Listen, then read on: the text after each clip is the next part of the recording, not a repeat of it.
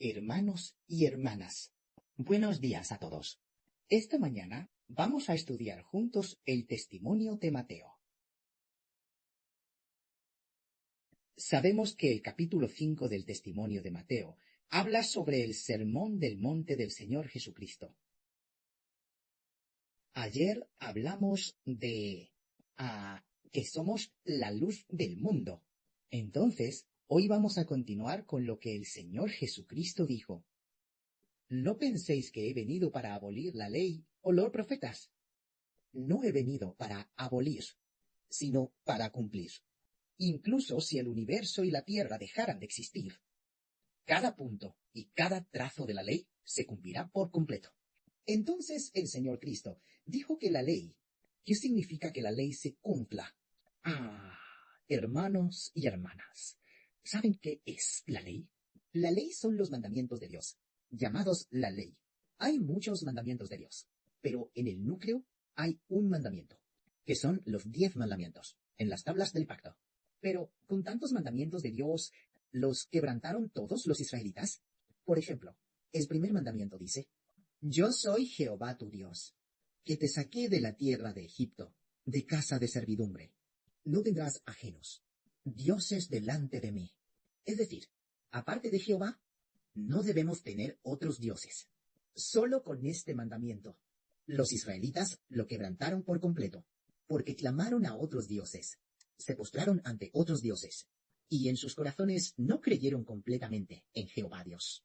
Entonces, ¿por qué los antiguos israelitas, a quienes Dios dio tantos mandamientos, todos los quebrantaron? Por ejemplo, Dios dijo: no cometerás adulterio, no matarás, no hurtarás, no hablarás falso testimonio, no codiciarás. Casi todos quebrantaron estos mandamientos. Entonces, sumando todos los mandamientos, es como si no violas violas aquel. Dicho de esta manera, es que todos quebrantaron los mandamientos de Dios. Es decir, todos quebrantaron la ley de Dios y ya no pudieron cumplir la ley de Dios. Pero el Señor Jesús dijo que el Señor vino para cumplir la ley. Y además dijo que todas las cosas del universo serían destruidas. Pero ni una sola letra o trazo de la ley dejará de cumplirse por completo. Lo que el Señor quiso decir es que todas las cosas del universo serán destruidas en el futuro. Pero cuando el Señor venga, hará posible que las personas cumplan la ley de Dios y así no sean destruidas.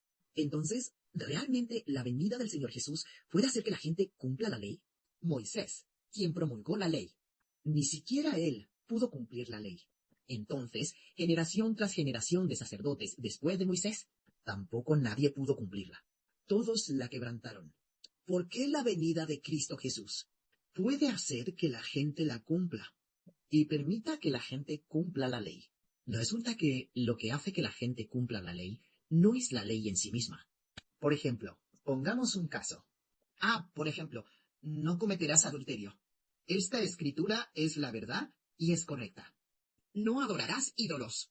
También es la verdad y también es correcta, porque proviene de Dios. Pero, ¿por qué, siendo la ley promulgada por Dios tan noble, tan santa y gloriosa, la gente aún así comete adulterio, roba, adora ídolos y hace cosas pecaminosas? Es porque, aunque la ley de Dios es ciertamente buena, la ley no puede evitar que el hombre peque. Porque el pecado es la naturaleza del hombre. La naturaleza del hombre, la naturaleza de los descendientes de Adán, es el pecado. Desde el vientre materno, su naturaleza es el pecado. Según la Biblia, el hombre nace en el pecado. Por eso, cuando Eva dio a luz a sus hijos, ella experimentó dolor. Es decir, por ejemplo, Dios le dijo a Eva: por haber hecho esto, multiplicaré tus dolores en el parto. Con dolor darás a luz a tus hijos. Es porque los hijos que Eva dio a luz son pecadores. Por eso tuvo que pasar por un dolor tan terrible. Porque cada niño que nace es lo que más trae la ira de Dios. Trae la ira de Dios. Por lo tanto, las mujeres que dan a luz tienen que pasar por ese terrible dolor, porque los niños que nacen son todos pecadores. y los pecadores provocan la ira de Dios. Entonces, parecen ser hijos que no son bendecidos.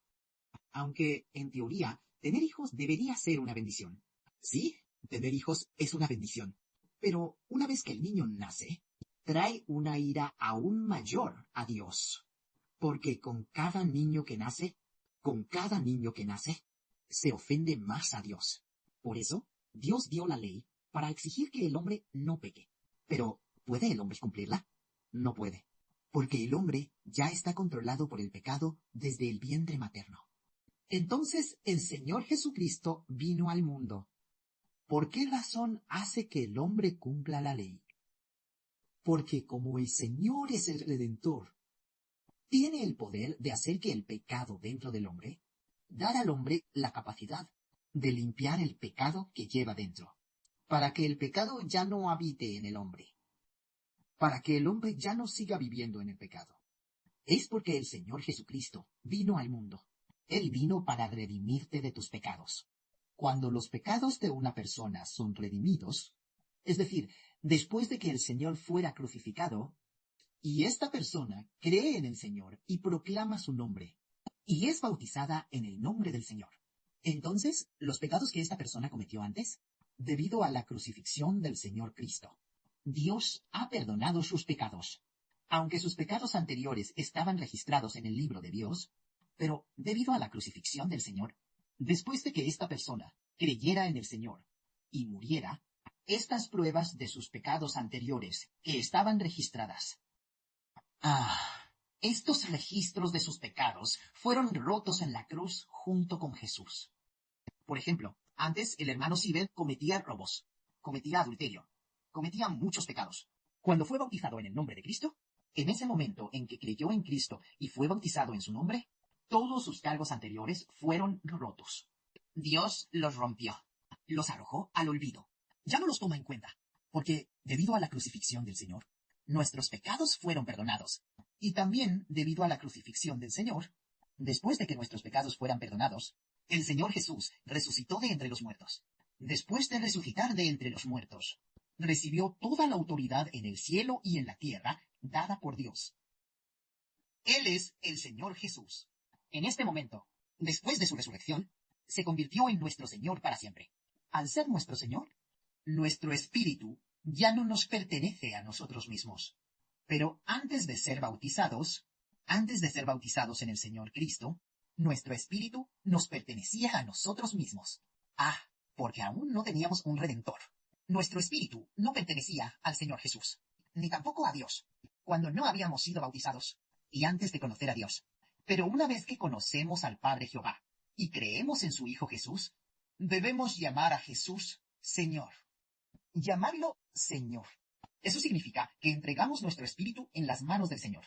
Para poner un ejemplo, por ejemplo, supongamos que este es el espíritu del hermano Sieber. Antes estaba dentro de él, y era controlado por él mismo, pero fue bautizado en el Señor Cristo. Entonces se le entrega al Señor, es decir, el espíritu del niño es controlado por el Señor. La mano del Señor Jesús controla el espíritu de Heber en la tierra, cuando controla el espíritu del hermano Heber. Antes, el espíritu del hermano Heber, era así. Satanás, Satanás. El espíritu del hermano Heber estaba en sus propias manos. Él mismo lo controlaba. Entonces, yo pondría el pecado dentro de Heber. El hermano Heber fue aprisionado por el pecado en su interior, y él mismo ni lo sabía, porque decía, ¡ay, qué bien! Puedo mirar a mujeres hermosas. puedo hacer todo tipo de cosas pecaminosas. Hacer cosas pecaminosas ofende a Dios. Sin darse cuenta, uno es controlado por el pecado sin saberlo, porque estaba completamente expuesto y abierto, y tampoco tenía la capacidad de resistir. Pero ahora, el hermano Heber se dio cuenta de que no podía seguir así. El espíritu del hermano Heber debe ser entregado al Señor. El Señor lo protege así, con una protección de muros de bronce y paredes de hierro. Y la autoridad del Señor supera por mucho al demonio Satanás. Así que el demonio ya no puede darle el pecado al hermano Heber. Al contrario, el Señor Jesucristo lo protege muy bien, protegiéndolo así de bien. Y además, el Señor Jesucristo puso el Espíritu de Dios y el Espíritu del Señor dentro del hermano Heber. Así, el hermano Heber vivió a la semejanza del Espíritu Santo. Vivió a la semejanza del Espíritu de Cristo. Antes de ser bautizado. Antes de estar bajo el nombre del Señor. Antes de que Jesús fuera el Señor del hermano Heber. Antes de que fuera el padre del hermano Heber. Antes de que el Padre Celestial Jehová fuera el Dios de Heber, antes de que fuera el padre de Heber, antes de que Heber se perteneciera a sí mismo, entonces estaba controlado por el pecado, estaba controlado por Satanás. Pero después de que vino Jesús, el Salvador, después de que nuestro espíritu fue bautizado y le perteneció, su poder y gran autoridad supera por mucho la autoridad del pecado, supera por mucho la autoridad del demonio. Para proteger el espíritu del hermano Heber, por lo tanto, el hermano Heber ya no pecará de ahora en adelante. Entonces, ¿por qué no peca? Porque el espíritu del hermano Heber no está en sus propias manos. Entonces, ¿en manos de quién está el espíritu del hermano Heber? Está bajo el control del Señor Cristo, para que el hermano Heber peque, a menos que nuestro Señor Jesucristo esté de acuerdo, a menos que el Padre Celestial y el Señor estén de acuerdo. Entonces, el hermano Heber podrá pecar.